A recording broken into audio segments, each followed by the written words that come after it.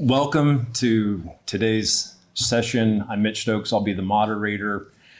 And it's a really, everyone says this, but this is a big privilege to moderate the discussion. This is, as you know, and Peter Van Inwagen and William Lane Craig. And this discussion will be centered around Bill and Peter's new book called Do Numbers Exist? A debate about abstract objects. And it's out in December, I believe. I don't think it's out yet, but probably not. Okay, all right. It's through Routledge. I've had the privilege to read it, and it's a really, really fun book. It's very good. Here's how we'll structure the session. Peter and Bill will each give a 10-minute overview of their positions. Peter will go first, and he'll be arguing in favor of Platonism. Then the three panelists will each have 20 minutes to present their comments. And today's panelists, can I call you Kenny? Kenny Boyce, Tom Ward. Can I call you Tom? Okay. All right. And can I call you Robert? Rob Koons. Thank you for being part of this. This is great. After the panelists' comments, Peter and Bill will each have 20 minutes to respond, and then we'll close the session with Q&A from you. By way of introduction, I wanted to take a couple of minutes to say something about the book. The debate is, of course, over the existence of abstract objects, a debate about the ontological question, the what is there question. But as you'll see, and it's certainly laid out in the book, but hopefully you'll see here, it's just as much a debate about the rules for how to answer the ontological question. It's a debate over what might be called, and is called, meta-ontology, over the rules of ontology. And of course, there's no completely agreed upon set of rules, right? So that's part of where the fun happens. In fact, there's no agreed upon book of rules for philosophy in general. And so much of this, the rules of philosophy and looking at debates, as you know, isn't just simply looking at the positions or the data or the arguments per se. A lot of it has to do with the intuitions about what counts as a good theory, about what counts as the data that you need to account for in a theory. And again, if you have dueling intuitions about those kinds of things, you have to somehow get past that or make peace with that or deal with that in some way. So keep in mind as we're going through this, it might seem sometimes when certainly, and especially this comment is for people who'll be watching this later, asking whether or not numbers exist can seem very arcane, right? And so this is not something that I want you to focus on how the philosophy is done. And we're going to have these dueling intuitions. And this doesn't happen just in philosophy, right? I mean, this happens in science, the famous Einstein-Bohr debate, where Einstein says, look, I don't think the world should be like that. God doesn't play dice. And Bohr is like, well, I shouldn't tell God what to do. But they had these intuitions about how the world should be when it came to quantum mechanics that guided how things went. So what do you do when you have dueling intuitions, when you have these dueling views? Well, let's see. All right, let's see how this goes. Okay, so first up will be Professor Van Inwagen, and you have 10 minutes. Okay, I endorse an ontology that Kenny Boyce has aptly christened lightweight Platonism. Lightweight Platonism comprises a meta-ontology and an ontology proper. The meta-ontology is essentially Quine's. According to the Quinean meta-ontology, being is first not an activity. Rather, there is no important difference between what is expressed by any two of the open sentences. This is the first item on your handout.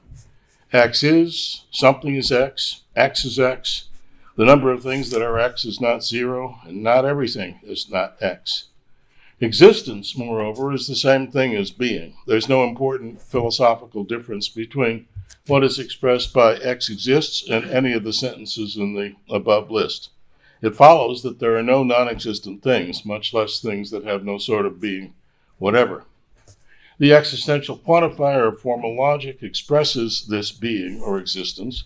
There's no important philosophical difference between what is expressed by there is a Y, such that Y is identical with X in any of the sentences in the above list. The variables of formal logic are essentially third-person singular pronouns. Thus, the sentence, there is an X such that for all Y, if Y is not X, X is the creator of Y, means, and now you have a sort of sentence that's surrounded by some curves. The curves indicate the antecedents of occurrences of third-person singular pronouns. Something is such that everything is such that if it is not, it is the creator of it. Quantification does not require a specified domain of quantification, and there is, strictly speaking, no such thing as second-order logic or higher-order logic. In the words of the master, they are set theory in sheep's clothing. The proper method in ontology proper, now, is to attempt to determine what objects, the things we say in ordinary life and the sciences, imply the existence of. According to lightweight Platonism, our utterances imply the existence of things that are said, or things that can be said. Things that can be said sans phrase, such as that New York is a large city, are propositions. Things that can be said about a thing, that is, say, that X is a large city, are properties. Things that can be said about a plurality of things, for example, that X is a larger city than Y, are relations. Every anetiological or non-causal thing is a proposition, a property, or a relation. And these things that can be said are non-causal. They can be neither agents nor patients, and they are necessarily existent. Let's call them abstract objects. Every mathematical object is one of these things, a proposition, a property, or a relation. Properties explain nothing. You don't explain the fact that the apple is green by saying it has the property of being green. Rather, it has the property of being green because it's green. Because abstract objects are non-causal, and because creation is a causal relation, abstract objects cannot be created. And fortunately, they don't need to be created because they're necessarily existent. But how can I say that when every Sunday I say the words, "We believe in one God, the Father, the Almighty, maker of heaven and earth, and of all that is seen and unseen"? My answer is that the quantifier, all that is restricted, as quantifiers in practical speech tend to be. And indeed, everyone will admit that it's restricted in one respect, since God himself is one of the unseen things. As it says in 1 John, he who does not love his brother whom he has seen cannot love God whom he has not seen. The quantifier restriction I'm asserting, however, is to causal objects. It's similar to the quantifier restriction that most of us would suppose is present in the scriptural statement, "With God, all things are possible." Matthew 19:26, similar statement at Luke 1:37, one statement by Jesus, the other by the Archangel Gabriel. For most of us would not care to adopt the Cartesian reading of the Matthean or Lucan text, namely that they imply such statements as, these are on the handout, God is able to create a cubical ball. God is able to change the past. God is able to deny himself. Compare 2 Timothy 2:13. God is able to create a being that exists independently of his will. God is able to bring about his own non-existence. My position is that the statement, the creedal sentence, God is the maker of all that is, seen and unseen, expresses in context a true proposition, And there are things that God has not made, such as himself, his Son, begotten, not made, and the cube root of 2. And I say that statement is no more objectionable than the statement, the scriptural sentence, for God nothing is impossible, expresses in context a true proposition, and there are actions that God is unable to perform, such as drawing a round square, changing the past, and breaking a promise. And there I go with 4 minutes to spare at the end of my precis. It is a privilege to be participating in this book with so esteemed a metaphysician as Peter Van Inwagen. Peter is what I call a heavyweight Platonist. That is to say, he believes that abstract objects like numbers or properties are just as real as fundamental physical entities like electrons. Such abstract objects are, in his view, even more real than alleged objects like sticks and stones, tables and chairs, and other supposed inanimate composite objects which do not exist. I, by contrast, am an anti-realist about abstract objects, or at least about necessarily existing abstract objects. I do not think that our ontological inventory should include any such objects. So, Peter and I are good candidates for debate on the question, do numbers exist? Peter's argument for the reality of abstract objects like numbers and properties is a version of the so-called indispensability argument, which aims to show that we cannot get along without affirming the truth of sentences, quantifying over abstracta, and that their truth commits us to the reality of such entities. I challenge both the claim that we are committed to the literal truth of such sentences, as well as, especially, the meta-ontological criterion of ontological commitment that Peter espouses. I'm not going to rehearse the arguments that we share in this book, but I think that our exchange has served to narrow the gap between us. I think that as a result of our debate, we can safely draw the following conclusions, which are on the handout.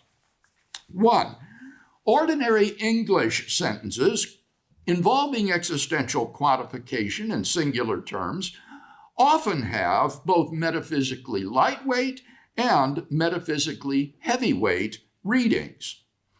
2, existential quantification over and singular terms referring to certain things are therefore not automatically means of ontological commitment. 3, we may use a fragment of an artificial language like Van Inwagen's Revised English to make our ontological commitments clear. 4, our inability to provide a paraphrase in Revised English of lightweight claims made in ordinary English is of no significance. 5, there are nonetheless ways of paraphrasing in Revised English ordinary English sentences quantifying over or referring to abstract mathematical objects like numbers so as not to involve ontological commitment to such objects. 6, there are legitimate ways of understanding mathematical discourse as figurative or make-believe, and hence not ontologically committing. 7, the truth of mathematical sentences does not explain the applicability of mathematics to physical phenomena.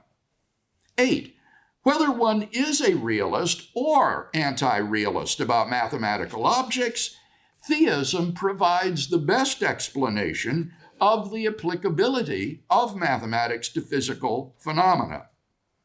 9, we have so far forth no good reason to believe in the reality of mathematical objects like numbers.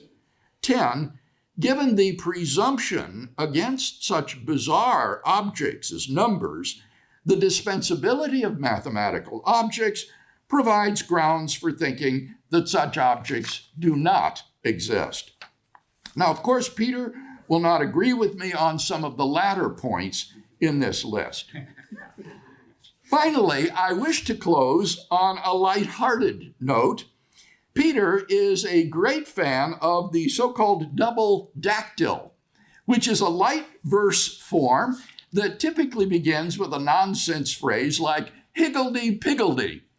And Peter has even published such amusing poems on philosophical themes on his own. So as a playful token of my esteem, I want to offer the following original composition, which I have entitled Peter Van Inwagen. Higgledy-piggledy Peter Van Inwagen, meta-ontology borrowed from Quine, finds that some sentence is quantificational, foist on as entities, fain left behind. Numbers and properties, shapes geometrical, fictional characters, infinite sets. These are more real, saith Peter Van Inwagen, e'en than the furniture on which he sits.